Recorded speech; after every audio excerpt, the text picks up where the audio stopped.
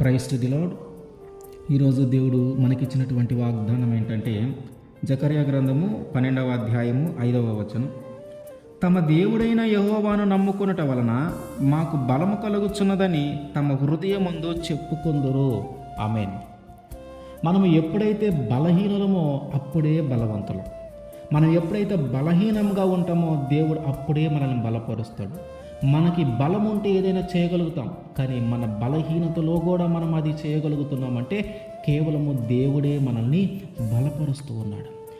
యెరూషలేములో నివసించేటటువంటి అధికారులతోనూ యెరూషలేములో నివసిస్తున్నటువంటి ప్రజలతోనూ దేవుడు జకర్యా గారి ద్వారా మాట్లాడుతూ ఉన్నాడు.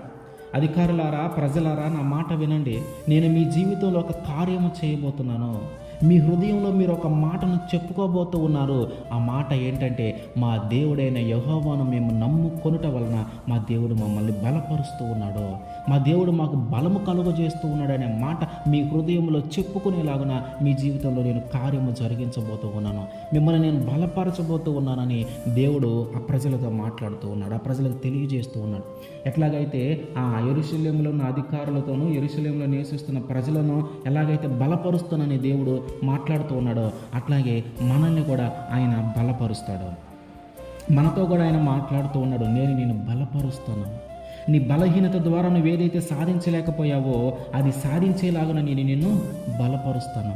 నీ బలహీనత ద్వారా నువ్వు ఏదైతే చేయలేకపోయావో నేను బలపరిచి అదంతా చేసేలాగా చేస్తాను. నీ బలహీనత ద్వారా నువ్వు ఏదైతే కోల్పోయావో ఆ కోల్పోయినవన్నీ తిరిగి పొందుకునేలాగా నేను నిన్ను బలపరుస్తాను. రేపు నీవు కూడా నీ హృదయాలు అనుకుంటా ఉంటావు, ఇది నేను చేయగలిగానంటే దేవుని కృప, ఇది నేను చేయగలిగానంటే దేవుడే నన్ను బలపరిచాడు. నా బలంతో అయితే నేను దీన్ని చేసేవాడిని కాదు, నా బలంతో అయితే నేను దీన్ని సాధించేవాడిని కాదు. ఇది నేను చేయగలిగానంటే దేవుడే నన్ను బలపరిచాడు. ఇది నేను సాధించగలిగానంటే దేవుడే నాకు బలమును ధరింపజేశాడు. ఈ కోల్పోయిన దాన్ని తిరిగి నేను పొందుకున్నానంటే ఇది కేవలము దేవుని బలమే. నా బలంతో నేను సాధించలేను, దేవుడే నన్ను బలపరిచాడు అని మన హృదయంలో కూడా దేవుని గురించి మనం అనుకునేలాగున, దేవుని గురించి మనం మాట్లాడుకునేలాగున మన జీవితంలో కూడా ఆయన అటువంటి బలమును మనకి ధరింపజేస్తాడు. అయితే ఎప్పుడు మనము ఆయన్ని నమ్మినప్పుడు. ఇశ్రాయేలు ప్రజలతో ఏమంటున్నాడు?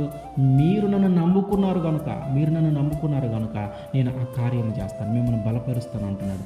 మనము కూడా మన దేవుని నమ్ముకొని ఉంటే మన జీవితంలో కూడా ఆయన ఆ బలమును ధరింపజేస్తాడు. పౌలు గారు అంటున్నాడు, నేను ఎప్పుడైతే బలహీనుడనో అప్పుడే బలవంతుడు. నేను ఎప్పుడైతే బలహీనంగా ఉంటున్నానో దేవుడు అప్పుడే నన్ను బలపరుస్తున్నాడు. నేను అనుకుంటున్నాను, అయ్యా నా బలహీనత నుంచి నన్ను విడిపించు, ఈ బలహీనత ఇంకెన్ని రోజులయ్యా, దీని నుంచి నాకు విడుదలనివ్వు అని అనుకుంటూ ఉన్నాను. కానీ ఆ బలహీనత నాలో నుంచి తొలగిపోవట్లేదు. కానీ దాని ద్వారా నేను బలహీనపరచబడిన ప్రతిసారి దేవుడు నన్ను బలపరుస్తూ ఉన్నాడు. ఆ వ్యాధి ద్వారా, ఆ రోగము ద్వారా నేను బలహీనమవుతూ ఉన్న ప్రతిసారి దేవుడు నన్ను బలపరిచి ఆయన సేవలు అద్భుతంగా నన్ను వాడుకుంటూ ఉన్నాడు, అద్భుతంగా ఆయన పని చేయిస్తూ ఉన్నాడు. కనుక నేను ఎప్పుడైతే బలహీనంగా ఉంటానో అప్పుడే బలవంతుడనే. అంటే మన బలము ఉపయోగించుకొని చేసేది మనం చేయగలిగే ఉంటాయి, కానీ బలహీనంగా ఉన్నప్పుడు చేయలేము. అవి బలహీనంగా ఉన్నప్పుడు కూడా అవి చేయగలుగుతున్నాం అంటే అది కేవలం దేవుని బలమే. కనుక ఆయన మనల్ని బలపరుస్తాను అంటున్నాడు, ఆయన మనల్ని బలపరుస్తాడు. అయితే ఎప్పుడు మనం ఆయన్ని నమ్మినప్పుడు. మన హృదయంలో కూడా మనము కూడా ఒక సాక్ష్యంలాగా పలకాలి. నా దేవుని నేను నమ్ముకోవటం వల్ల దేవుడు నన్ను బలపరిచాడు, నా దేవుని నేను నమ్ముకోవటం వల్ల దేవుడు నాకు బలమును ధరింపజేశాడని మన హృదయంలో కూడా మనం చెప్పుకునేలాగున ఆయన మనల్ని బలపరుస్తాడు. ఆమేన్.